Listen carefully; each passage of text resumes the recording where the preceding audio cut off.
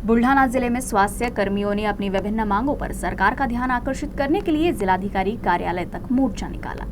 स्वास्थ्य विभाग में समायोजन और अन्य प्रमुख मांगों को लेकर स्वास्थ्य विभाग के कर्मचारी पिछले 7 दिनों से अनिश्चितकालीन हड़ताल पर है।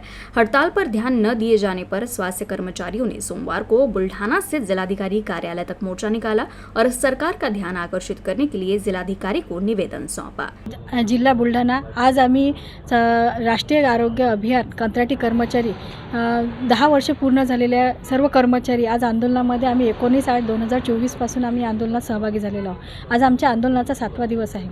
आज आमचं 14 मार्च 2024ला आमचा GR निघालेला आहे। GR निघून आम्हाला 17 महिने झाले तरीही त्या GRची अजून अंमलबजावणी झालेली नाही।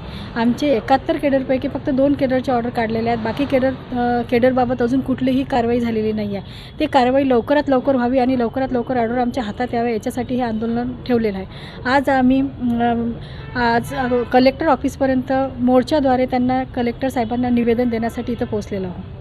काय तुमच्या प्रमुख मागणी आहे? आमची मागणी हेच आहे की गेले 10 वर्ष पूर्ण झालेले आहे त्याच्यासाठी जो शासनाने जो GR काढलेला आहे त्या GRची अंमलबजावणी लवकरात लवकर करावी आणि आमच्या संघटनेसोबत मीटिंग लावून आमच्या आणखी 17 मागण्या पगारवाढ म्हणा बाकीच्या आणखी 17 मागण्या त्याच्या संबंधित एक मीटिंग लावून लवकरात लवकर आम्हाला एक लेखी स्वरूपात देण्यात यावं। पुढची काय भूमिका असणार? आमचं जर मागणी लवकरात लवकर पूर्ण नाही झाली तर याच्यानंतर आमच्या संघटने पुढे जे ठरवतील त्यात आम्ही सहभागी राहू।